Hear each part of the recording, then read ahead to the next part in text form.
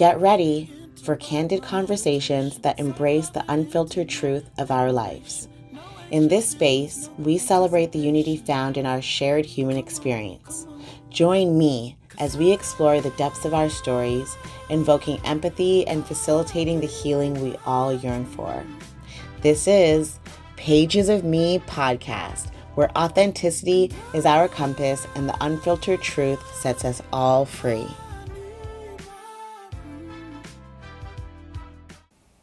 Welcome to another episode of Pages of Me podcast. I'm your host, Kezia, and today we have my amazing sister, my blood sister, by the way, KishB. Welcome to Pages of Me podcast. So grateful that you're here. Thank you for having me.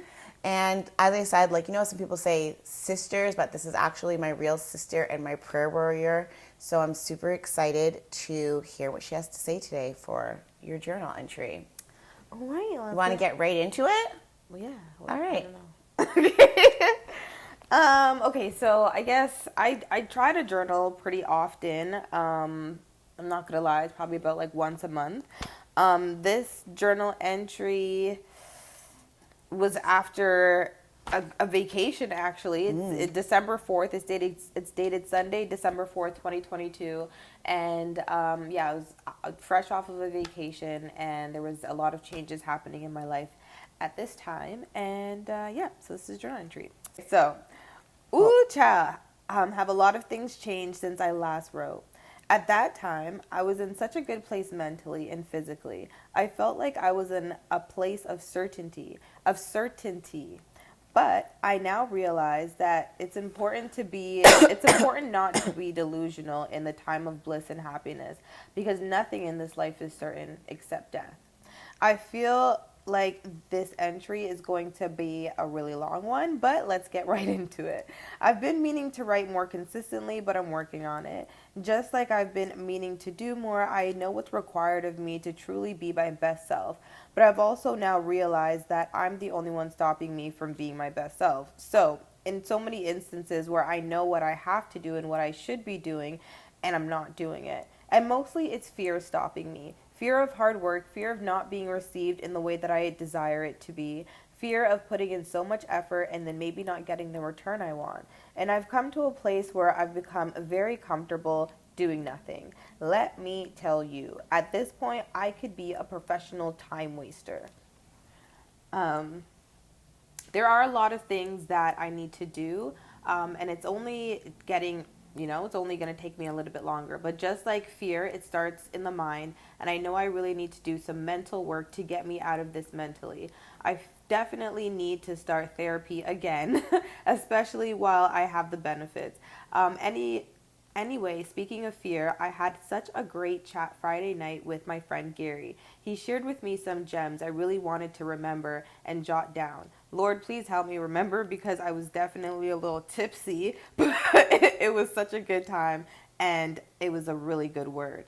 As I mentioned, in this world, nothing is certain, and though I really thought my job was, it was not. And we were told last week that they are going to be laying off 50% of the Adidas Canada office. Some people were let go immediately, while others like me were told that we'll find out in mid-January if we'll still have a job. Crazy.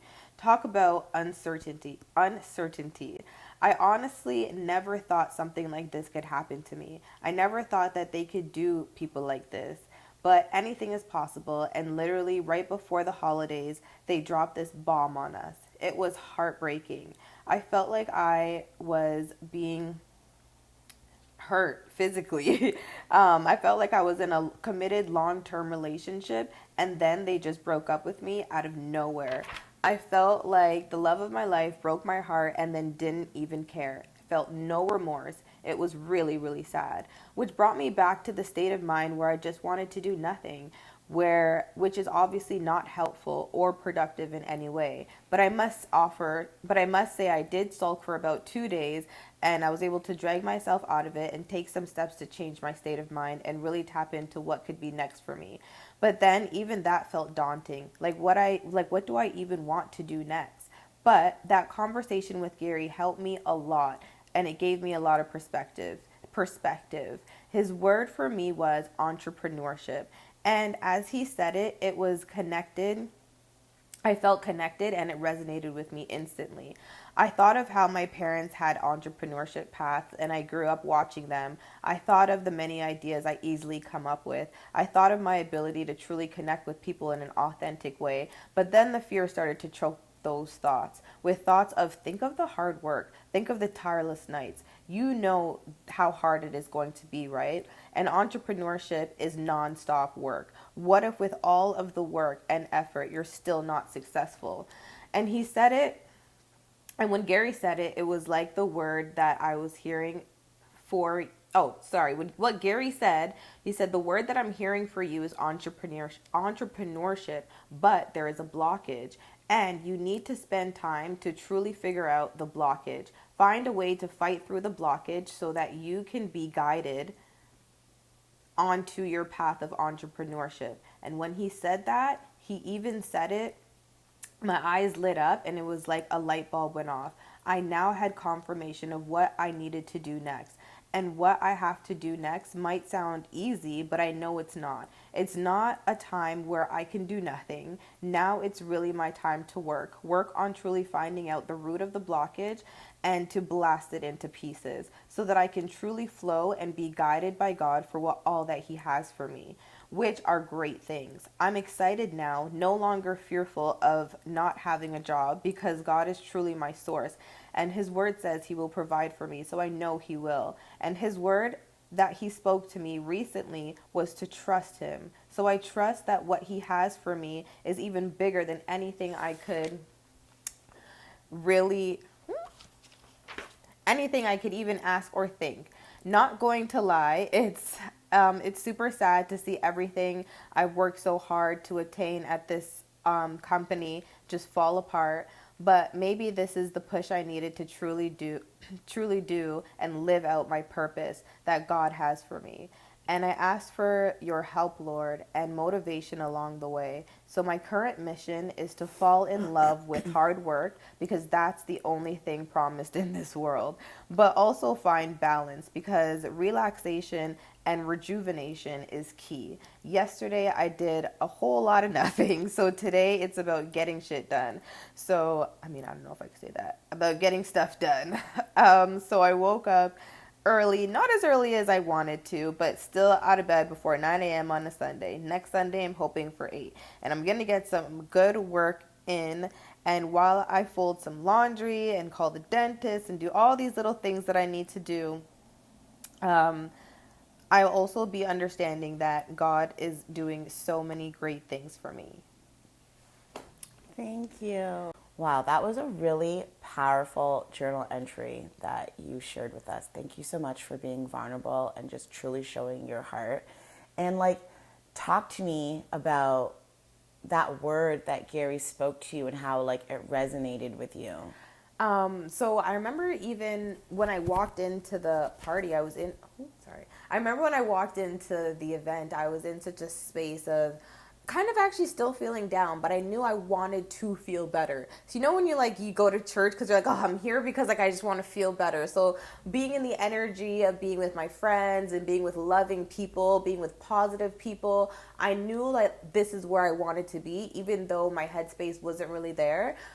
So then when I came here, it's kind of like I was seeking something, but I didn't know what I was seeking. So then when I received that word from Gary, it was like it was such a powerful moment because I was like, this is why I came here tonight. This is the word that I needed to propel me forward in this situation that I'm going through in my life right now. And it was just like I said, an eye-opening moment, and it was really insightful and powerful, and it was something that I really needed. I love it. And honestly, it also reminds me of our family history that sometimes it takes us going through the situation to realize that the history that we have in our family. Do you remember that Grandpa was featured in the Trinidad newspaper, and one of the quotes that he wrote was, if you can't find work, make work. Mm-hmm. And entrepreneurship started in our family from our grandparents. And I feel like that spirit of, if you can't find somewhere to fit in, like if they don't allow you to sit at the table, build your own mother effing table. Yeah. Bring your own chair, bring your folding chair, set it up. And like, I love that. So kind of speak to me more about this transition that you're going through right now as an entrepreneur, and like how this journal entry kind of has guided you through this process. I actually had another journal entry where I'm like, oh, I really need to work on rereading my journal entries. Because I'm not gonna lie, I haven't reread that one in a very long time, and even just rereading it now, it's just sparking and confirming so many things that I've been just even thinking lately. So since that time, I have been being in, like working in the event coordinating space, so just like coordinating different events in different sectors of the community. One event that I was able to coordinate, which I'm very proud of, was a community event with Manifesto, and I did that at Yonge and Dundas Square. So I did it at Yonge and Dundas Square, and it was a super powerful and amazing event. I had people of color vendors that are people of color, and they were just like, I had like an array of vendors. So there was vintage shops, shea butter, there was African products, there was natural juices, sea moss, clothing, vintage clothing, and then like other clothing as well. There was like a brand that represents for men's mental health, and it's called Hybrid Garbs. It was a really great brand.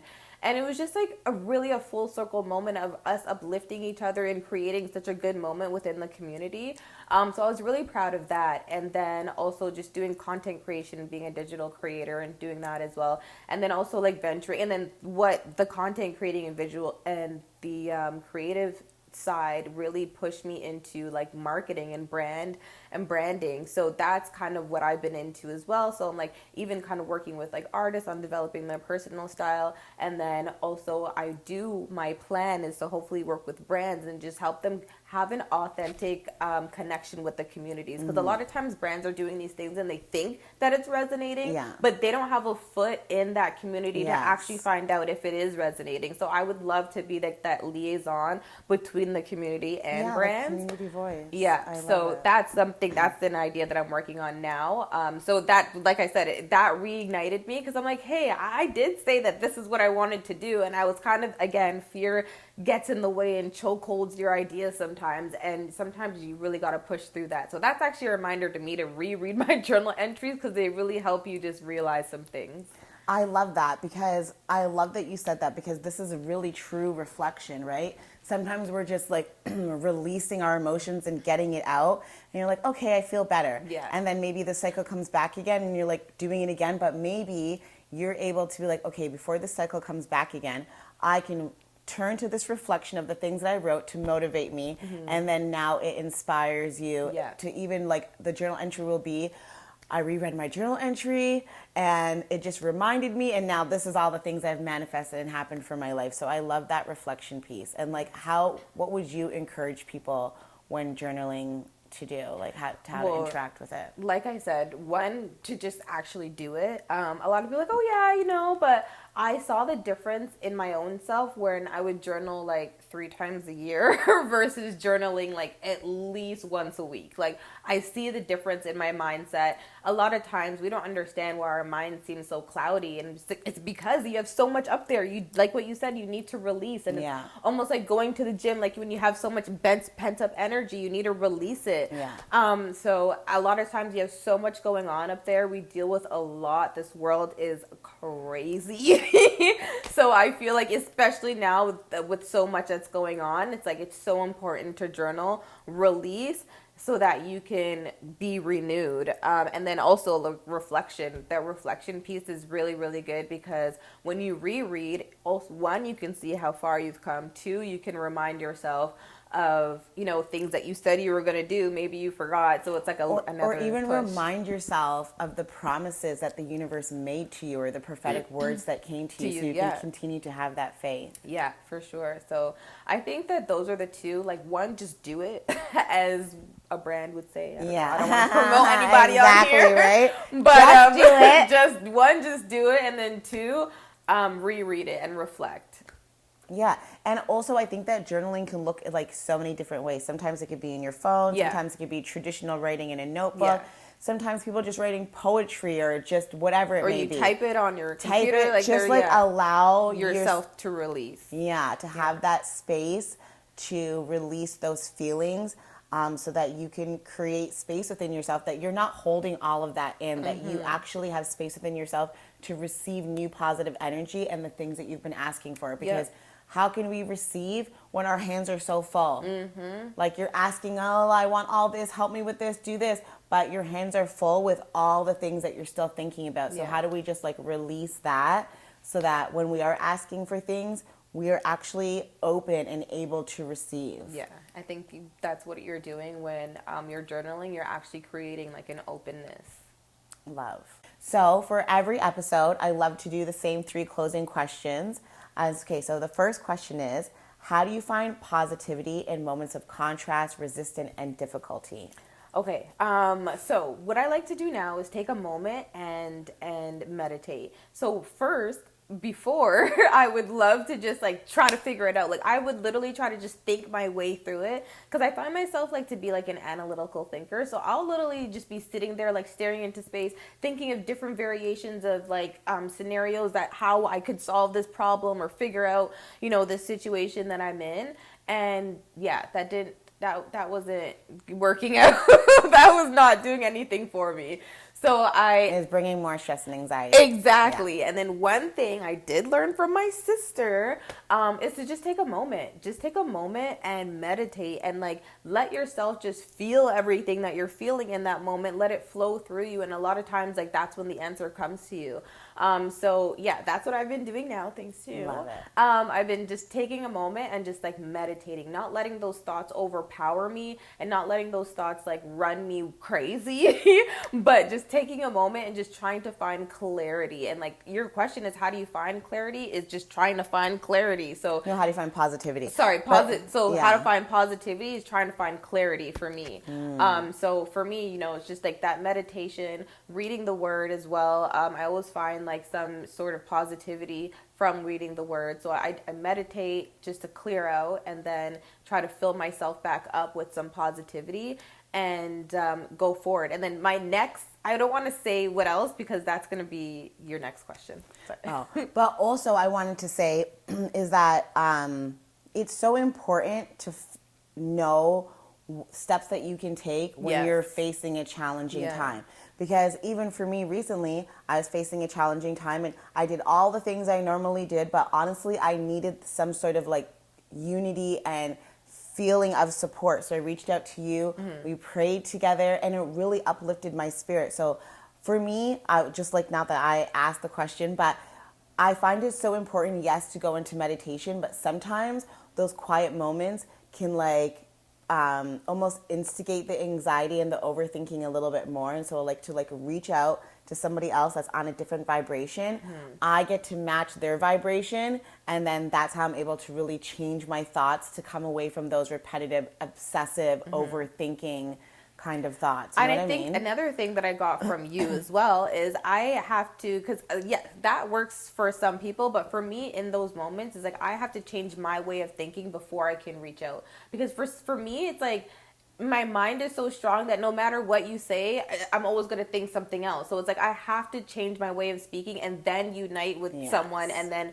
uplift from there. So another thing that I do is that I always try to remember this is that things are not happening to me, they're happening for me. Amen. And that is so easier said than done. But that's something that I've been holding on to. And like anytime I'm going through like a negative situation or something like that, I stop and I say like, you want to know what? This is bad.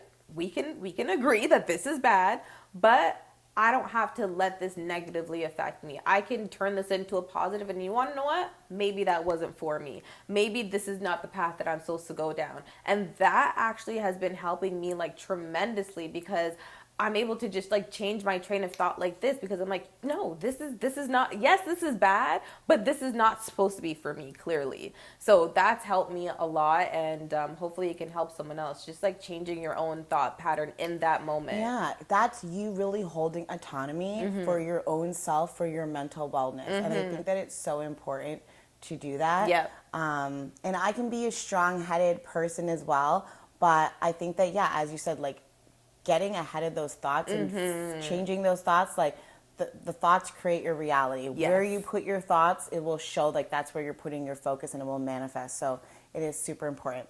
So on to our second closing question, which is there a quote, phrase, or saying that has special meaning for you that you often turn to for inspiration? This is what I turn to every single moment of every single day, and it just like follows through with the last question is you can do all things.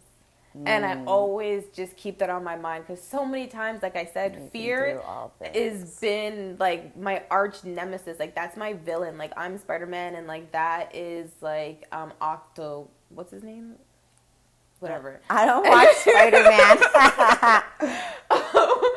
But like that fear has just been coming at me and coming at me and coming at me, and it's been really like, you know, taking me for a whirlwind. But I just have to keep that understanding that I can do all things no matter what. Like I can do it. Like I can definitely do it, and you just have to do it. Like I said before, just do it. Like sometimes you really just have to push through that fear and just understand that you can do all things, and like don't let anything hold you back because you can literally do all things. I love it. And as you were talking about that, I started remembering that there's like a saying that perfect love casts out all fear.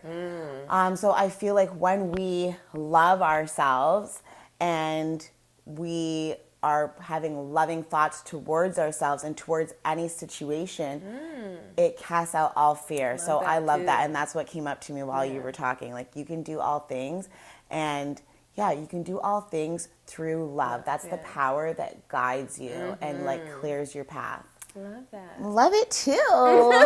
That's why we're sisters. Connected. And Gemini twins. 4 years apart, but we had the same due date. We did. Okay, last question.